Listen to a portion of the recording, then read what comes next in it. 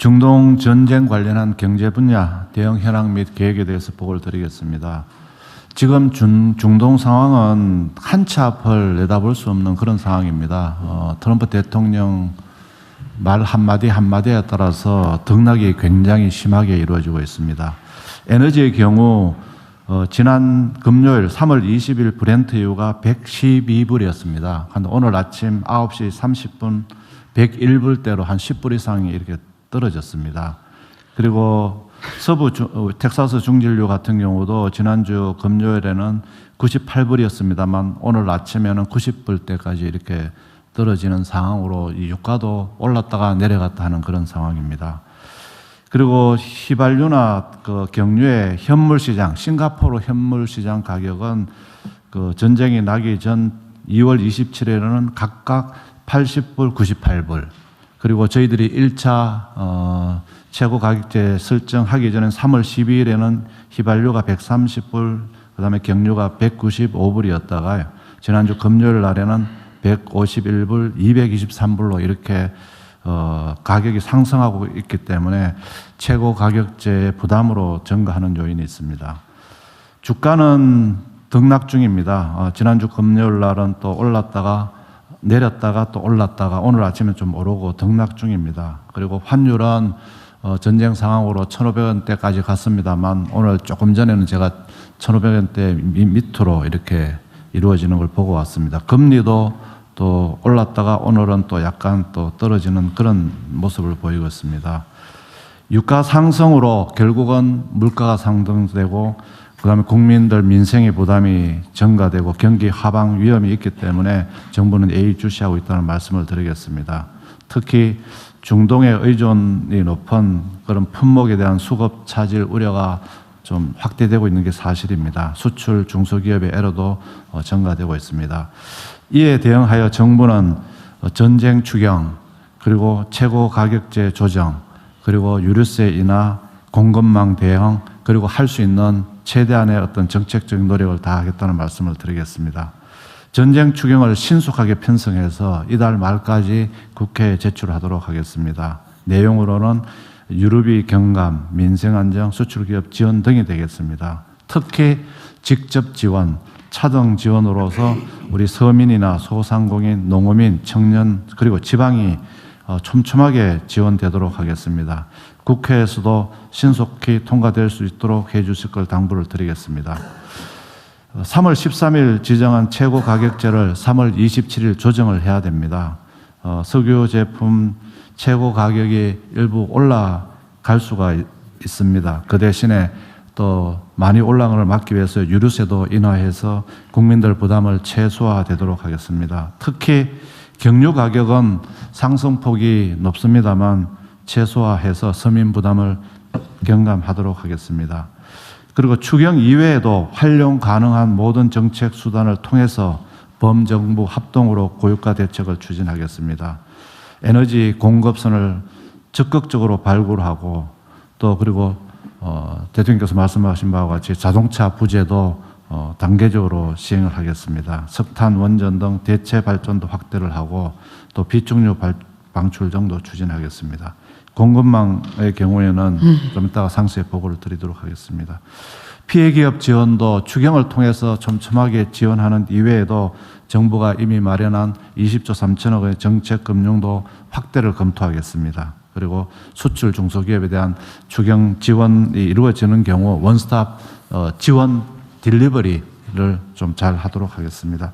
외환시장의 안정성이 굉장히 떨어지고 있습니다. 그래서 지난 그 법사위를 통과한 외환시장 안정세법 3종 세트가 이달 말까지는 국회에 통과할 수 있도록 국회하고 협의를 하도록 하겠습니다. 그래서 이미 국회에서 통과되지 않았습니다만 국내 시장에 복귀하기 위한 개인 투자용 그런 계좌라든지 개인 투자용 선물한 매도 상품은 이미 3월 23일 출시를 했습니다. 국회 양해를 얻어서 이런 조치를 신속하게 취했다는 보고를 드리겠습니다. 그리고 4월 1일부터는 저희들 국채가 선진국 주가 지수로 편입이 됩니다. 이 편입을 차질 없이 준비해서 해외 투자자들이 우리 국채 시장에 투자를 하는데 불편함이 없도록 하겠습니다. 이외에도 채권 발행 물량 조정 등을 통해서 국채 금리, 시장 금리도 안정화시키도록 하겠습니다. 이상 보고를 마치겠습니다. 순서대로 한번 청해 볼게요. 그 최고 가격제를 이제 우리 결정을 할 때 여기 보면 이제 국제 시세들이 있잖아요. 네. 지금 이게 배럴 기준이에요? 네, 배럴당입니다. 어쨌든 평시보다 지금 싱가포르 경유 같은 경우는 2배 반이 올랐다 그 말이잖아요. 그렇죠? 네. 우리가 만약에 경유가 기존에 1,600원 했다면은 한 4,000원 한다 그 말이잖아요, 지금. 네. 실제 미국이 그렇게 비슷한 것 같은데. 네, 그렇게 올리기는 어렵고요. 국민들 부담을 생각해요. 그다음에 싱가포르 휘발유는 89%니까 거의 2배 올랐다 그 말인데. 네. 이 최고 가격제 결정을 할 때 국제 시세 기준으로 정할 거냐, 네. 아니면 정유사들의 생산 원가 기준으로 정할 거냐. 네. 그래서 정유사들이 손실을 보면 어쨌든 정부가 세금으로 부담해 줘야 되잖아요, 그죠? 네, 그렇습니다. 근데 이 두 가지 중에서 하여튼 국제 시세를 쫓아가면 네. 어쨌든 국민들 부담이 너무 크니까 네. 물론 재정 부담은 없어지겠죠. 네. 그러면 이걸 커버하려면 전부 유류세를 깎아주는 걸로 네. 세금으로 다 부담해 줘야 되는데 또 한편으로는 네. 그래서 이 생산 원가를 기본적으로 기준으로 하는 게 맞을 것 같습니다. 전에 한번 말씀을 드리긴 했는데 네. 정유사들은 억울하겠죠. 원래 유가가 변동되면 정유사들은 돈 버는 기회 아닙니까? 원래는. 네. 그러나 지금 어려운 시기니까 어쨌든 생산 원가 기준으로 기업들이 손해를 안 보는 네. 걸로 그렇게 좀 해주면 방향은 좀 그렇게 잡으면 좋겠어요. 네, 그렇게 하도록. 두 번째로는 이제 전쟁 추경 관련된 건데 이게 이제 일부 보도가 나가니까 이런저런 갑론 늘박이 생기더라고요. 네. 그 몇 가지는 예를 들면 왜 세금으로 지원하냐? 빚내서 지원 또 하는 거냐? 퍼주냐? 왜 지역화폐로 주냐? 뭐 이런 등등의 지적이 있어요. 네. 그런데 이게 우리 국민 여러분께서도 좀 이해를 해 주십사 말씀을 드리는데 이거는 이번에 추경은 빚내지 않고 우리가 이제 작년 하반기에 좀 정치적 안정도 되고 또 이런저런 조치들로 인해서 이제 경기가 좀 살아나면서 예상된 세수가 대폭 늘어났습니다. 우리가 이제 더 늘어날 거라고 예상한 것보다 더 늘어난 거죠. 네, 그렇습니다. 그래서 이번 추경은 초과세수, 예상되는 초과세수로 하는 거지 빚내서 하는 거 절대 아닙니다. 그리고 빚내서 만약 초과세수가 없었다면 빚을 내서라도 해야 돼요. 이럴 때 쓰자고 빚을 내는 건 빚이라는 제도가 있는 거죠. 어려우니까 다 허리띠 졸라매자 그러면 큰일 납니다.